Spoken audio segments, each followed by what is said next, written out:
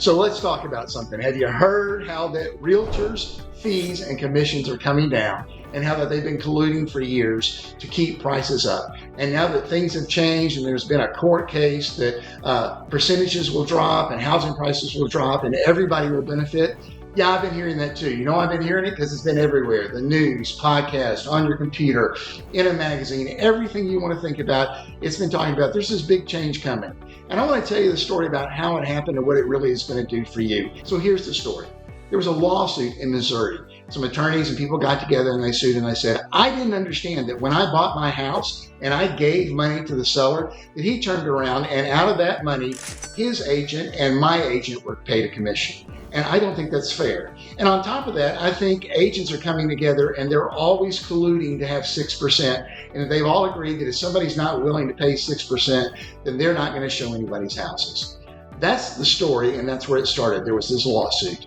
The lawsuit went on and on and on, and ultimately the National Association of Realtors, which is kind of like a big chamber of commerce, it's a cooperative group, agreed to settle.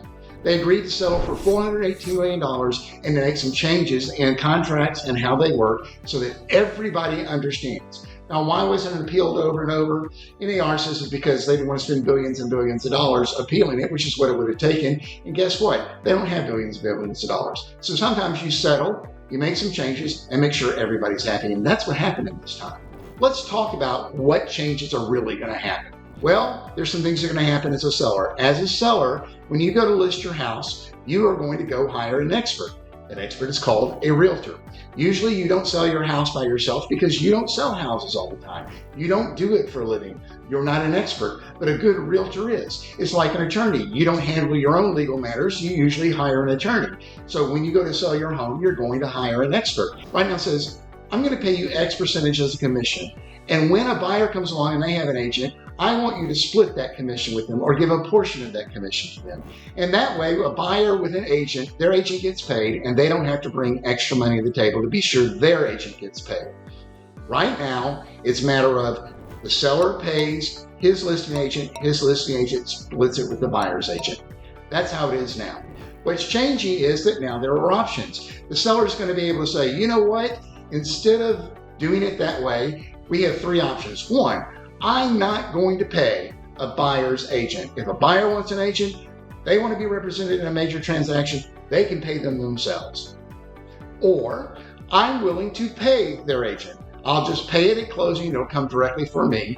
Or we'll do it the old-fashioned way where I'll pay you and you can split for somebody else. So now the listing agreement changes and there are three options of how commission can get paid or how it's not going to be paid at all. So what does this mean on the buyer side? Well, there are two things that it means on the buyer side. One, from here on out, before anybody can show you a home that's a realtor, you're going to have to sign a contract with them that says, you're my realtor, I understand this is your commission that you're going to make, and I'm responsible that it gets paid one way or the other. Either I'm going to pay it or somebody else is going to pay it. That has to be signed before anybody can show you houses. So there's no doubt about who gets paid what, when, and where. That's the change on the buyer side and the buyer's paperwork and changing when it has to be signed. It can't be signed after showings. It can't be signed when you offer a contract. It's got to be signed at the very beginning. The other change that's happening is that in the MLS systems and the National Association of Realtor systems, it is no longer allowed to advertise what the offered buyer's agent pay is. They kind of felt like that what that was happening was it was sending a signal to some agents of, hey, don't show this house because they're only offering 2% or they're not offering anything. So everybody agreed to take that off. And that information is everywhere else. It can be on advertising, a yard sign, you can get an email, you can call and talk about it. So that's another change that made. But there's another change that comes to how you make an offer as well. You can say, I really don't want to do a contract where I have to pay your commission. I need to do a contract where the seller does the commission, where the seller pays your commission, or the seller's agent pays your commission, because I don't have an extra 3% to bring to the table. I don't have an extra 2% to give to you at the table. I've been saving for a house for years, and that's just going to make it impossible for me to buy a house. So I only want to make offers where the seller pays you. And you can tell your agent that, and he can show you homes where that's being offered. He can show you homes where it's not being offered. But when you make the offer, when you put in your contract as an offer, You put in your contract and specify that the seller is going to either have their agent pay your agent as a buyer's agent, or they're going to pay your agent as a buyer's agent directly.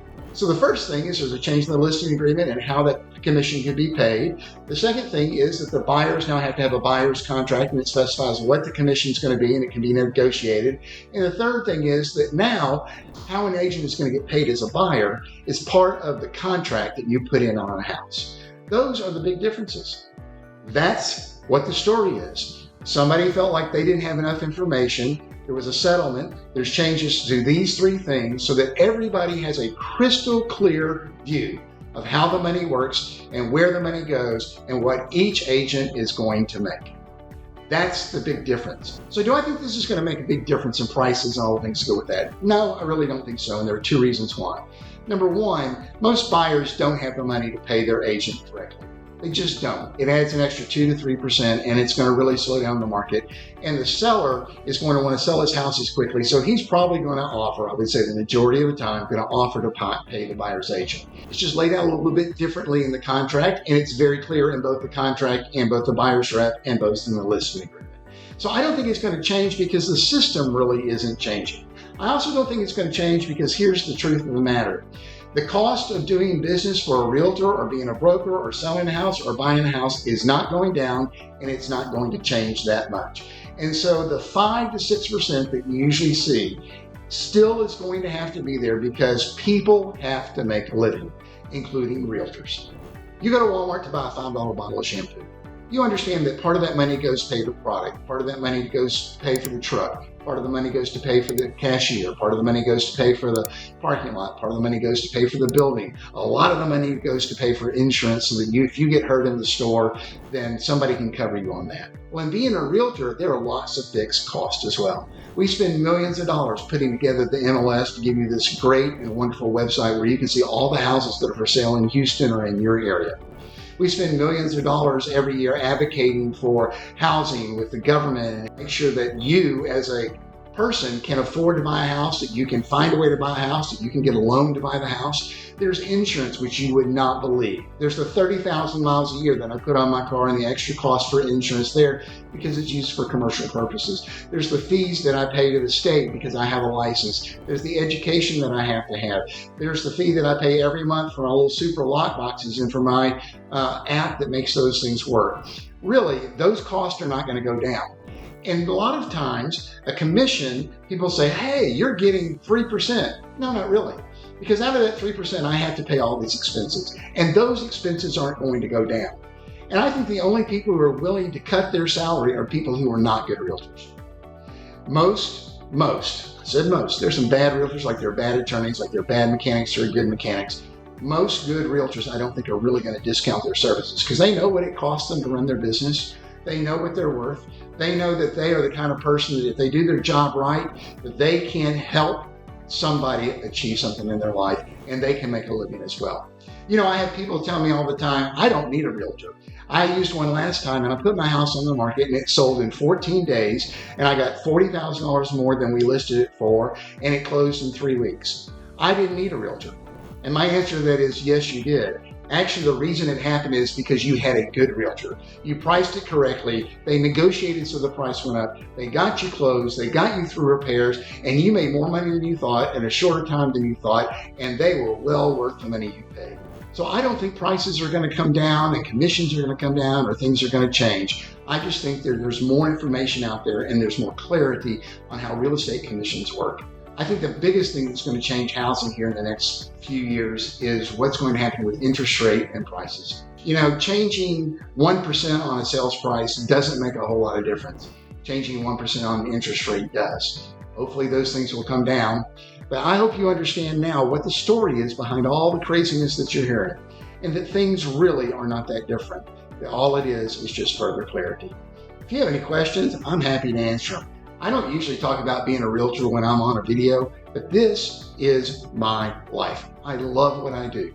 And you deserve to have an answer that makes sense about what's going on right now. Because what you're hearing on the radio and seeing on TV doesn't tell the whole story. And I hope now you know what you need to know about buying and selling a home in today's market.